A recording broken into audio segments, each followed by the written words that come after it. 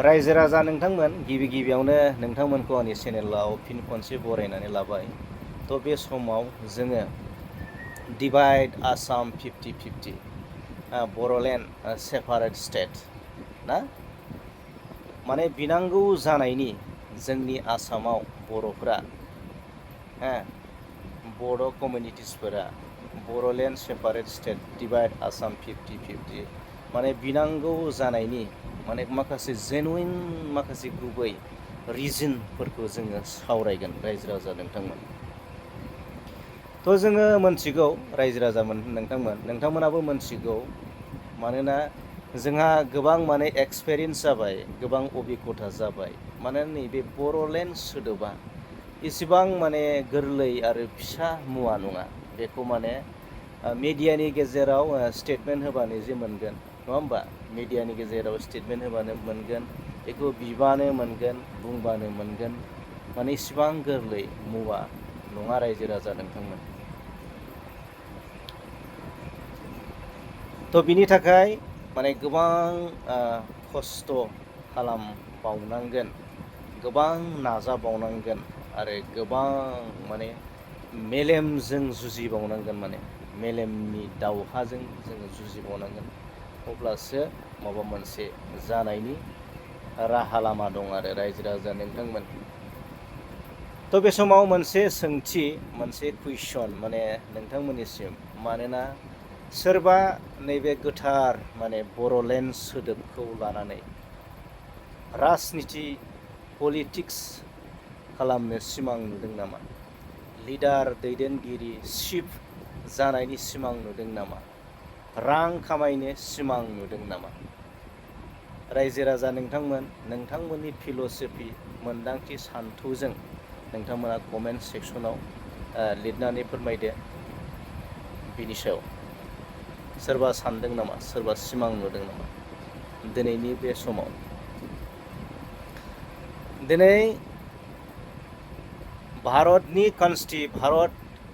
कनस्टिटुयेन्सनि सिङाव 6 सिडिउलनि सिङाव BTC, नङा होमबा? BTR, BAC, BTC, BTR जोंहा मा पलिटिकेल एरेन्जमेन्ट जोङो मोनखांबाय रायजो राजा नोंथां। अलरेडि जोंनो माखासे मोनथायखौ होदों संबिजिदा। कालचार हेरिटेज माने लेन्ड राइट, नङा होमबा? Culture heritage, language, land right, protection preservation खालामनायनि माखासे जोंनो मोनथायखौ होदों। दा रायजो राजा नोंथांमोन, जोंनो माखासे हुम पावार, ल' एन्ड अर्डार, पुलिस कन्ट्रल बेखौ होनाय जायाखै रायजो राजा नोंथांमोन। थ' बेयाव मोनसे सोंथि बेरखांदों, माने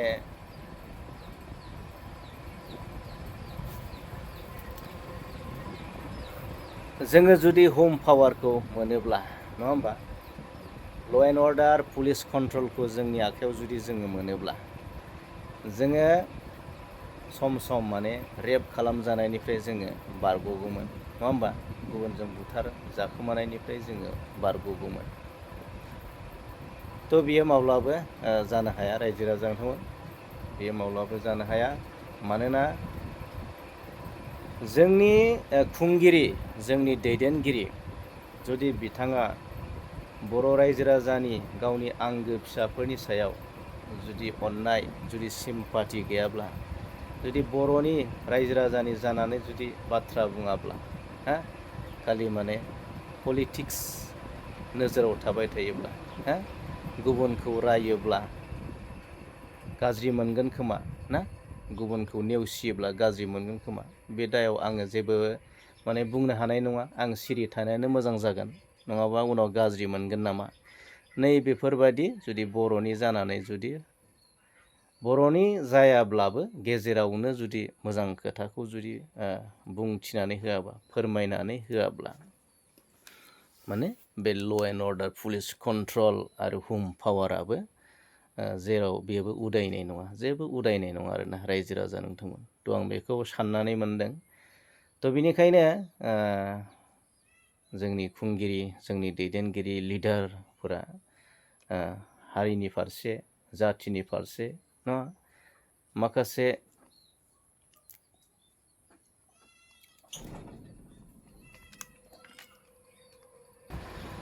जेबो खामानियाव उदायनाय नङा जोङो बेखौ साननानै मोनदों हमदांनानै मोनदों। थ' रायजो राजा नोंथांमोन रिसेन्टलि नैबे सानथामनिफ्राय माने जोंहा आसाम आरो मेघालयनि गेजेराव मोनसे हिंसायारि जाथाया सोलिगासिनो दं। मानोना मेघालयनि स्टुडेन्ट इउनियन्सफोरा माखासे रेलिनि गेजेरजों आसामनि गारिफोरखौ बुख्रुबनाय जाथायनिफ्राय नैबे जाथाया माने बारानिफ्राय बारा जालांनायखौ जोङो नुनो मोनदों। मानोना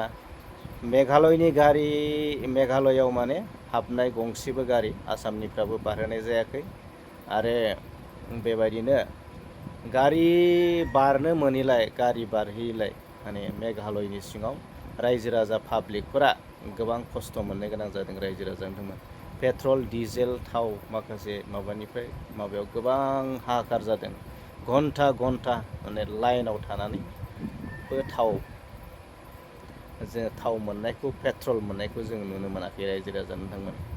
थ' एसेबां गोरों स्टुडेन्ट इउनियन्सफोरा बेबायदि गोरोन्थि खामानि मावनायनि थाखायनो नङा होमबा लेखा फरायनानैबो लेखा फरायै बायदि गियान थानानैबो गियान गैयै बायदि खामानि मावनायनि जाहोनाव मेघालयनि रायजो राजाफ्रा ना पाब्लिकफोरा खस्थ'खौ भुगिनो गोनां जादों रायजो राजा नोंथांमोन। थ' जोङो नुनो मोनबाय नङा होमबा दिनै हुम पावार थासेयावबो आसाम बायदि गंसे रायजोआव हुम पावार थासेयावबो पुलिस प्रकाकन पुलिस ल' and order police controller hmm power थासेयावबो दिनै दाङाबाजियानो जोबनो थाङाखै रायजो राजा नोंथांमोन। थ' बेफोरबो मोनफा मोनफा बिदिन्थि माने बर'लेण्डआवबो हुम पावार थायोब्ला जोंनि लिडार आरो खुंगिरि दैदेनगिरि आरो साफ्रोमबो बेक्ति सुबुंनि साननाय हनायफ्रा गोथार माने सोद्रोम आखुनि जायाब्ला नोरोम आखुनि जायाब्ला धोरोमनि फारसे गंग्लायनाय गैयाबा हामा मोना माने अनलायनाय सिम्पाथि बेफोर थायाब्ला नैबेफोरबायदि जाथाया जेसेबां माने हुम पावारानो था जेसेबां पुलिस कन्ट्रलानो था माने बेफोरबायदि जाथाया जानायखौ जों नुनो मोनगासिनो दं रायजो राजा नोंथांमोन। थ' रायजो राजा नोंथांमोन दिनैनि भिडिअखौ बेखिनियावनो दोनथ'बाय। गोजोन्थों। थेंक इउ लाभ इउ अल।